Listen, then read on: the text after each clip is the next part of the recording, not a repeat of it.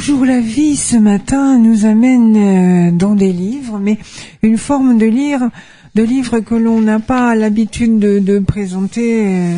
Jusqu'à là, je n'ai pas eu l'occasion de vous présenter cette forme de livre, et elle est intéressante, et elle va nous amener un petit peu autour des enfants. C'est pour ça que, en cette période de pré-Noël, je trouvais qu'il était intéressant d'amener sur nos antennes des livres qui peuvent être l'objet de cadeaux pour la fin de l'année. Alors, ces livres, parce qu'il y en aura plusieurs, sont des livres qui sont dédiés aux enfants avec de belles images dessinées à la main. Et si un jour vous passez devant la vitrine de Radio Liberté, ceci est pour les auditeurs de Ribérac et alentour, eh bien vous verrez dans la vitrine, il y a des dessins d'enfants. On croirait que ce sont des enfants. Ça a été des illustrations pour livres d'enfants de la personne que nous recevons aujourd'hui. Madame, bonjour. Bonjour. Alors, vous venez nous parler de livres. Alors, en l'occurrence, aujourd'hui, on va découvrir en premier Voler de ses propres ailes. Mais je vais vous demander de vous présenter. Alors, je m'appelle Evelyne Ravida, je suis orthophoniste, c'est mon métier depuis 35 ans maintenant. J'ai écrit ce livre Voler de ses propres ailes à l'intention des enfants qui débutent la lecture. En fait, j'ai écrit toute une série de livres de niveaux différents et ces livres sont illustrés par ma fille. Je ne suis pas du tout l'illustratrice, j'en serais bien incapable. Donc c'est illustré par Ethel Ravida. Alors on va un petit peu donner quelques petits conseils aux lecteurs. Ces livres s'adressent aux jeunes enfants qui débutent l'apprentissage de la lecture et notamment à ceux qui présentent une dyslexie. Il s'agit d'aider les futurs lecteurs en lisant avec eux ces courtes histoires. Alternativement, l'adulte et l'enfant se relaient pour lire le récit. Peu à peu, ils parviennent à un échange. Alors, c'est là que c'est intéressant parce que c'est un livre qu'il faut échanger, qu'il faut partager avec ses parents. On ne donne pas le livre comme ça, tiens, voilà, je te donne, maintenant tu te débrouilles, tu cherches. Alors, avant d'en parler, on va un petit peu rentrer dedans pour planter le décor, si vous le voulez bien.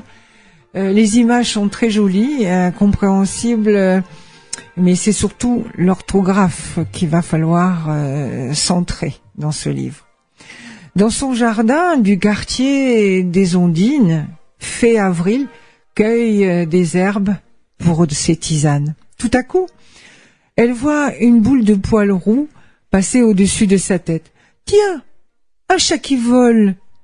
Le chat atterrit sur un buisson épineux. Coincé, il agite ses quatre pattes dans tous les sens.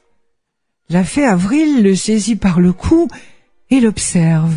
« Bonjour, chaton tout roux. »« Lâchez-moi, dit le chaton. Moi je veux jouer, je veux voler tout seul. » La suite, c'est vous. Alors ce petit chat, bien sûr, c'est une aventure. C'est une aventure, au fil des 4 absolument. saisons. En fait, je suis partie d'une expression, voler de ses propres ailes, et ce petit chat est un petit chaton très vif qui souhaite voler de ses propres ailes. Il souhaite dépendre de personne, faire comme il veut, absolument tout ce qu'il veut. Et puis les saisons passent et l'hiver s'annonce très rude. Ses amis, les autres animaux sont rentrés chez eux. Ils arrêtent de jouer avec lui et lui se retrouve dans le froid. Et finalement, c'est Fée Avril qui le rejette à plusieurs reprises, dont il refuse l'aide et l'amitié, qui finalement va l'aider, va le prendre chez elle et ils vont devenir de grands amis. Et à la fin, elle lui dira bon ben voilà, c'est le printemps, maintenant tu peux partir, tu es grand, tu peux voler de tes propres ailes. Et il choisira finalement de partager sa vie avec elle.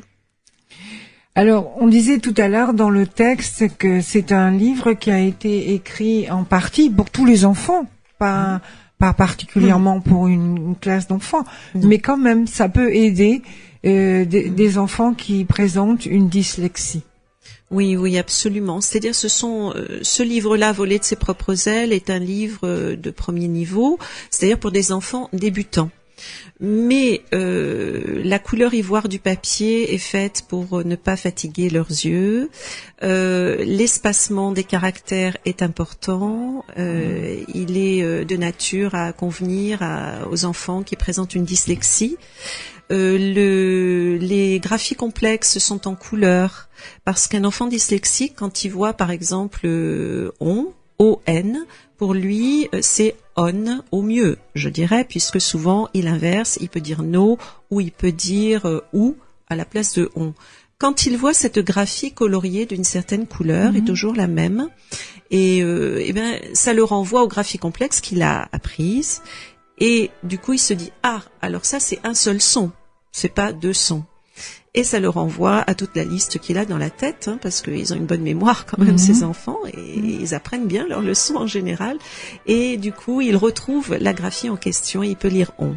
Alors pour nos auditeurs qui n'ont pas le livre devant leurs yeux, par exemple, là vous avez écrit la fée Avril saisit. Alors le AI est en bleu, le chaton, le ON est en vert, par le coup, le OU est en rouge. Voilà. Et tout au long du livre, les OU sont dans la même couleur. Tout à fait. Et voilà. Les aides, la même couleur. C'est ce qui aide à la lecture pour ces enfants-là. Tout à fait. Et qui peut aussi, ça n'a pas le même impact sur un enfant qui lit normalement, mais lui, ce sont ses repères. Voilà, ce sont ses repères et ça aide aussi l'enfant débutant lecteur. Ça gêne pas du tout. Oui, on peut lui dire aussi c'est le même son à chaque fois. Bien sûr, voilà, c'est un son. Donc de l'utilité de se faire aider et que les parents aident à cette lecture. Voilà. Bien sûr. Mon objectif était de créer un livre qui soit un livre à partager entre adultes et enfants. Je crois que la lecture c'est d'abord un partage, c'est-à-dire que l'adulte doit accompagner l'enfant dans sa lecture. J'ai accompagné beaucoup d'enfants en tant qu'orthophoniste depuis 35 ans dans leur apprentissage de la lecture et dans leurs différentes lectures. J'ai eu 5 enfants, donc j'ai fait aussi ça en tant que maman. Et j'ai trouvé intéressant de faire un livre où il y a une partie qui est dédiée à l'adulte, que l'adulte lit à l'enfant, et une partie qui est pour l'enfant. Sous chaque illustration, il y a une petite phrase qui est réservée à l'enfant. Voilà. Donc c'est un livre de partage. Tout à fait. Mais on peut aussi le partager. C'est un livre que les grands-parents peuvent aussi se procurer parce que par bonheur, les grands-parents ont peut-être plus de temps aussi, de disponibilité pour lire avec les enfants au jour d'aujourd'hui. Et comme ça va être la période des vacances de Noël et autres vacances, eh bien, on peut l'offrir et puis en même temps partager avec ses petits-enfants ces moments de grâce. Et contrairement à ce qu'on pense souvent, il est important de se dire que l'enfant apprend plus à lire en écoutant lire ou en regardant la personne qui lit qu'en lisant lui-même. Ça, c'est une notion importante qu'il faut que nous ayons. Et c'est intéressant de suivre du doigt. Souvent, on dit ne suivez pas du doigt, mais si, c'est très important. Comme ça, le regard de l'enfant se porte sur les mots qu'on est en train de lire. Donc, l'adulte lit et suit du doigt en même temps ce qu'il est en train de lire. Voilà. Alors nous allons faire une première pause musicale et puis nous allons nous retrouver après. C'est Pascal qui nous accompagne. Merci.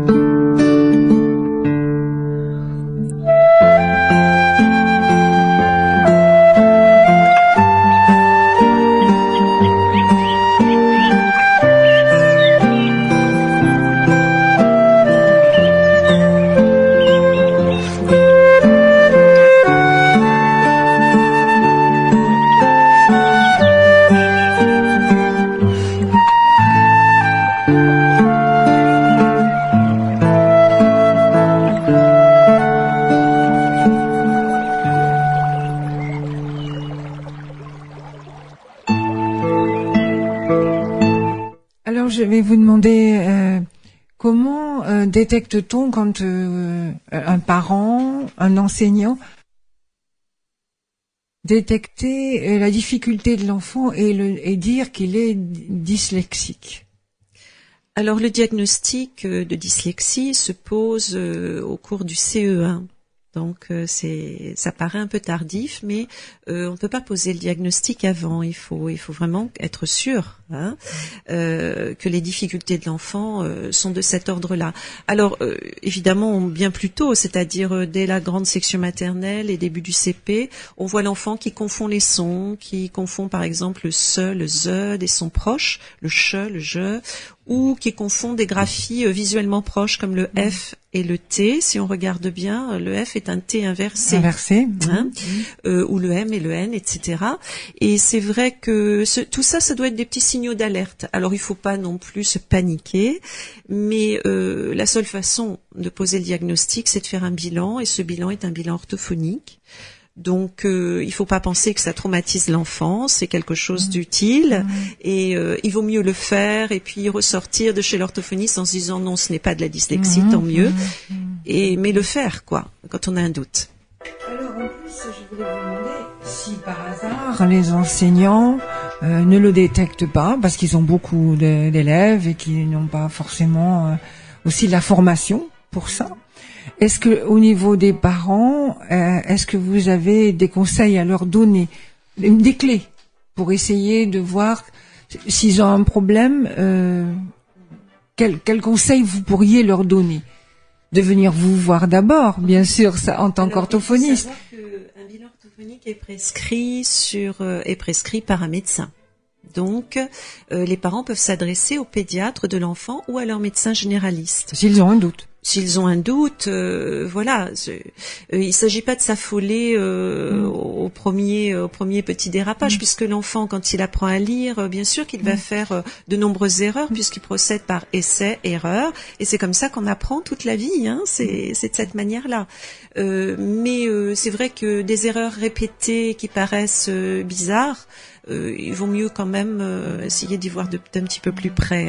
Il y a aussi des enfants qui écrivent en miroir, enfin voilà. Donc tout ça mis bout à bout, ça fait un tableau un petit peu bizarre, voilà. Et donc du coup, il vaut mieux quand même consulter.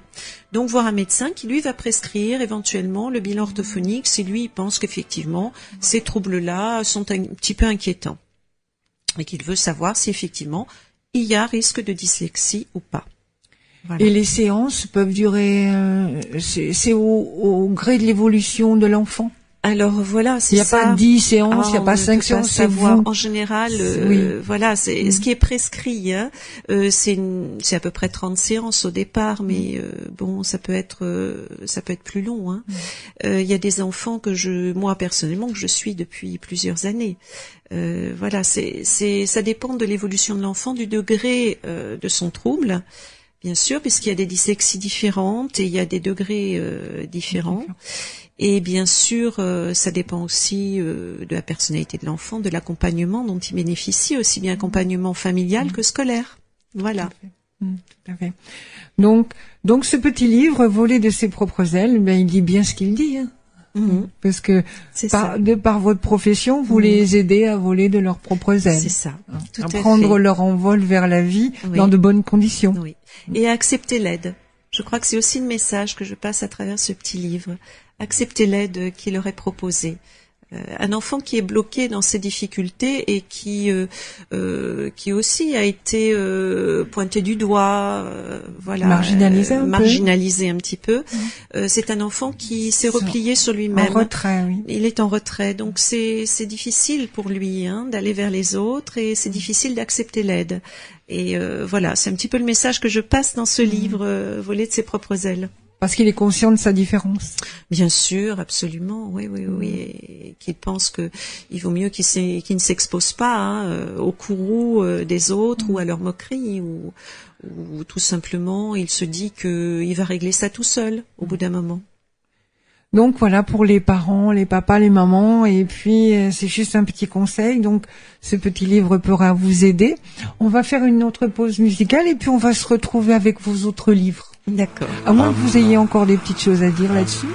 Oui, ce que je pourrais dire, c'est que j'insiste beaucoup sur l'idée que la lecture reste un partage et que même avec un enfant dyslexique et surtout avec lui aussi, il est important de partager la lecture et de lui lire très longtemps des livres jusqu'à ce qu'il entre au collège et tant qu'il en a envie. Et le partage, ça ne veut pas dire lui poser des questions, un questionnaire de police, quoi. Hein. C'est pas, voilà, je viens de te lire ça, qu'est-ce que t'as retenu? Compris, voilà. Non, c'est, oui. Oh, t'as vu, le petit chat, il veut se débrouiller tout seul. Qu'est-ce que toi tu en penses? C'est vraiment un dialogue qu'il faut rechercher avec l'enfant à propos de la lecture.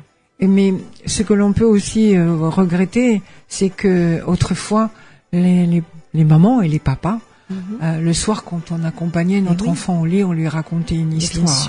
Bien sûr. Et c'était aussi quelque chose qui les amenait à la lecture et qui avait une forme d'apaisement aussi. Absolument. Parce que les mots, c'est une chanson, c'est un ronronnement des mots. Et ça maintenant. Tout à fait. Je ne sais pas, je veux pas faire de généralité, mais ça a bien disparu. On prend moins le temps. Les émissions de télévision il y a des émissions pour les enfants assez tard le soir. C'est un peu dommage parce que ce partage intimiste reste quand même la meilleure chose. La relation papa-maman. Bien sûr, la meilleure chose. Et puis voilà. Mais je crois aussi qu'il faut proposer aux enfants des choses qui sont variées. Là, j'aime beaucoup les métaphores et c'est pour ça que je suis partie dans cette série d'expressions. Et je les utilise dans chaque histoire. Alors la prochaine histoire, ce sera la poudre d'escampette. Voilà, j'ai écrit aussi un cadeau tombé du ciel. Enfin voilà. Et je pars d'expressions pour écrire ces histoires parce que je crois aussi que l'enfant, il faut qu'il se saisisse de ces expressions. Ça fait partie de notre culture. C'est très très très important. Parce qu'ils ont une signification. Mais oui, bien sûr. Et puis c'est une façon de dire les choses sans les dire de façon très brutale. Donc donner ces outils à ces enfants, c'est très important, moi je trouve. Mais autrefois, je ne sais pas, mais j'ai été élevée par ma grand-mère et je ne veux pas faire de parler avec moi, mais ma grand-mère parlait beaucoup que pierre qui roule n'amasse pas mousse. Oui, exactement. Elle disait toujours des choses comme ça et on se disait tiens, pourquoi qu'est-ce que ça veut dire? Et ça entraîne la curiosité de l'enfant. Voilà. Et qu'est-ce que ça veut dire? Ça veut dire qu'elle mettait en parallèle quelqu'un qui change beaucoup de travail dans la vie, il n'a pas le temps de faire des économies. Exactement. Voilà.